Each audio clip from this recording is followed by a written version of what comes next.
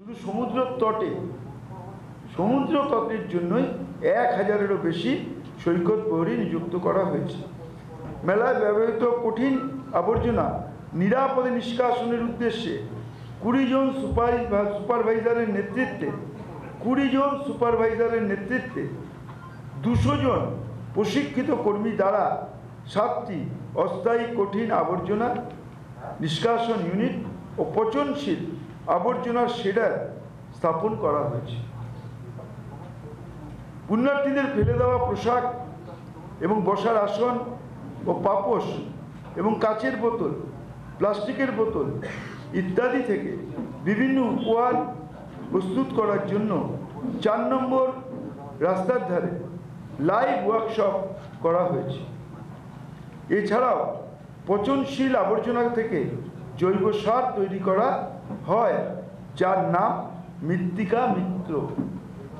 গঙ্গাসাগর মেলায় 2024-এ কঠিন আবর্জনা নিরাপদ নিষ্কাশনের উদ্দেশ্যগুলির মধ্যে দিয়ে আনুমানিক 1500 পরিবারের জীবন ও জীবিকার মানোন্নয়ন ঘটেছে। ফলে আমরা মেলায় লক্ষ লক্ষ মানুষ আসছেন, তারা যাতে সুষ্ঠুভাবে আসতে পারেন, তারা যাতে পুজো দিতে পারেন, তারা যাতে ফিরে যেতে পারেন, তার সাথে সাথে পরিবেশকেও আমরা বিশেষভাবে নজর রেখেছি।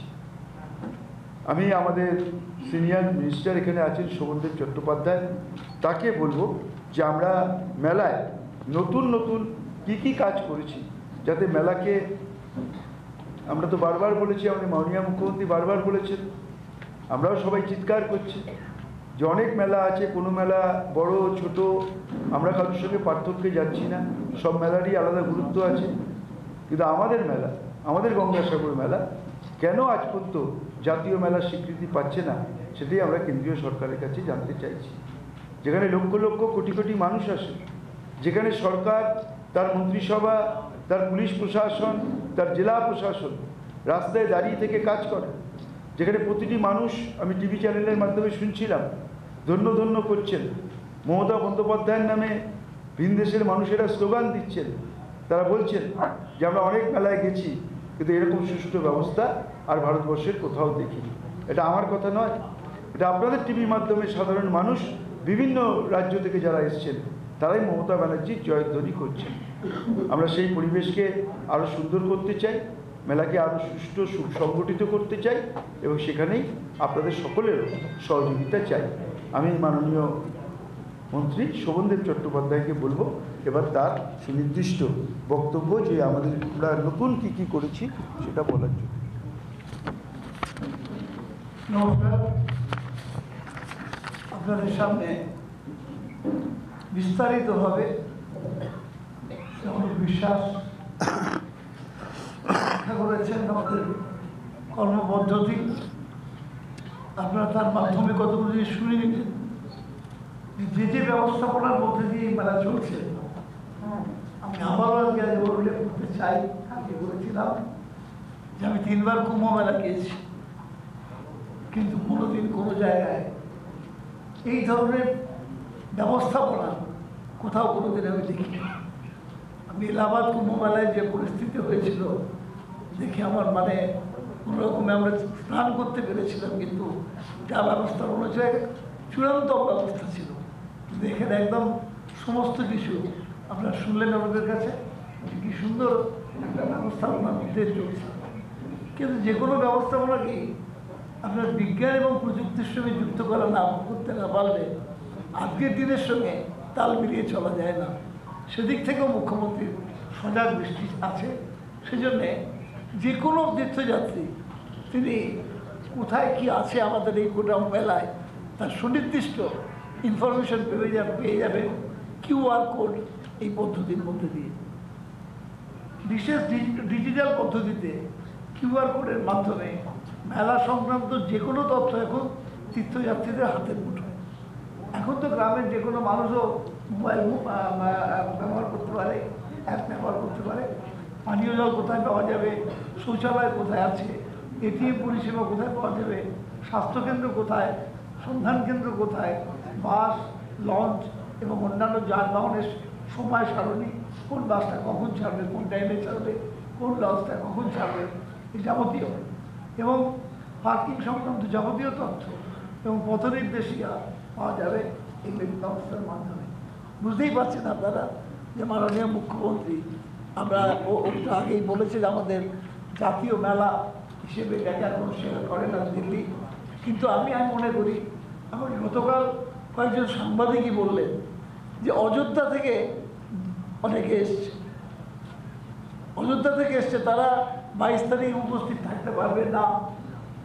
তারা এসে বলল আমরা অনেক বড় জিনিস মিস করতাম যদি আমরা এই গঙ্গাসাগরে না আসতাম, অযোধ্যায় কোনো সময় পরে যাব আমরা, কিন্তু আমরা এখানে এসে দেখলাম যে সত্যিকারের মানুষের উপযোগী করে তোলা মেলা, আমরা সত্যি খুশি এবং আমরা পুণ্য অর্জন করে এখান থেকে যাব।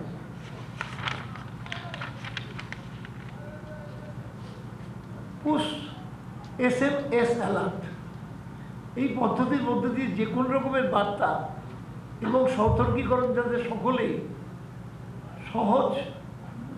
সহজেই সকল পুণ্যার্থীদের কাছে পৌঁছে যায় তার জন্যে পুশ SMS অ্যালার্ট ব্যবস্থা চালু রয়েছে। এখনও পর্যন্ত প্রায় 20 লক্ষ মানুষের কাছে পুশ SMS অ্যালার্ট পৌঁছে দেওয়া হয়েছে। সাগর প্রবচন এই মেলার আধ্যাত্মিক আলোচনার জন্য আয়োজিত হয়েছে সাগর প্রবচন। গত 11ই জানুয়ারি যার শুভ সূচনা হয়েছে। অনুষ্ঠানে বিভিন্ন ধর্মীয় সংগঠন, দেশ বিদেশের ভক্ত সদস্যদের উল্লেখযোগ্য উপস্থিতি করা গেছে। সবার সম্মিলিত অংশগ্রহণের সদস্যদের গঙ্গাসাগরে এই মঞ্চ আধ্যাত্মিক এবং শান্তির বার্তা প্রচারে পরিণত হয়েছে। এটাও একটা নতুনত্ব, যা যা শুনছেন এটা কোথাও নেই, কোনো মেলায় হয় না। দক্ষিণ ভারতে আমি মেলায় গেছি, বিভিন্ন মেলায় অংশগ্রহণ করেছি, গিয়েছি, কিন্তু কোথাও এই ধরনের ব্যবস্থাপনা নেই যা এখানে গঙ্গাসাগরে করে দেওয়া হচ্ছে। আর মহাসাগর আরতি যেটা আমরা গতকাল থেকে শুরু হয়েছে, 3 দিন চলবে, আজকে লাস্ট, এটাও একটা অসাধারণ।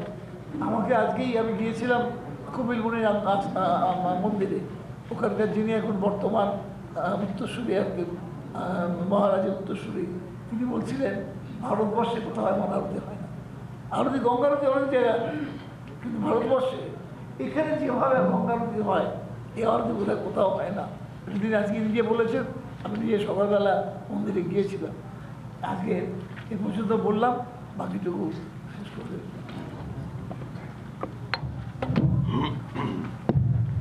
না, আমি আপনাদের সবাইকে অনুরোধ করবো যে আজকেও সবাই গঙ্গা আরতিতে আসবেন। সন্ধ্যা 6টার সময় আমাদের গঙ্গা আরতি চালু হবে। আপনাদের সবাইকে আসার জন্য অনুরোধ করছি। আর একটা ইনফরমেশান আপনাদের দিচ্ছি, আমরা আগামীকাল 4টের সময় প্রেস করব এবং আগামী পরশু দিন, দ্যাট মিনস 16 তারিখ, আমরা দুপুর 12টায় প্রেস করব। এবং আমি তারপরেই অনুরোধ করব, এখানে জেলা শাসক আছেন প্রশাসনের তরফ থেকে, যে আপনারা তারপর লাঞ্চ করে তারপরে আপনাদের যাওয়ার ব্যবস্থা করার জন্য, যাতে আপনাদের সবাইকে সুন্দরভাবে পৌঁছে দেওয়া যায়। আমাদের প্রেস হবে আগামীকাল 4টে এবং পরের দিন সন্ধ্যা 12টার সময়।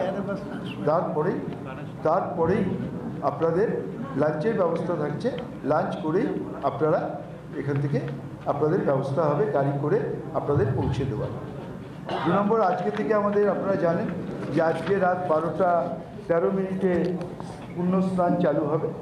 আগামীকাল রাত 12টা 13 মিনিট পর্যন্ত এটা রয়েছে। কিন্তু মানুষ আমরা দেখছি লক্ষ লক্ষ মানুষ, আমি বললাম আজকে যে 65 লক্ষ মানুষ প্রশাসনের তরফ থেকে, আর সকাল 12টা পর্যন্ত যে রিপোর্ট আমাদের কাছে এসছে, এটা আমরা পুরোটাই GPRS সিস্টেমের মধ্যে দিয়ে করছি। আমরা যেটা দেখছি যে মানুষ আসছেন, স্নান করছেন, চলে যাচ্ছে। ফলে এখন আর ওই নির্দিষ্ট টাইম মেনে গঙ্গাসাগরে স্নানের নেই। এখন যে আসছেন সবাই পুণ্য স্নান করে বেরিয়ে যাচ্ছে। বাংলার আওয়াজ, বাঙালির আবেগ, জি 24 ঘন্টা।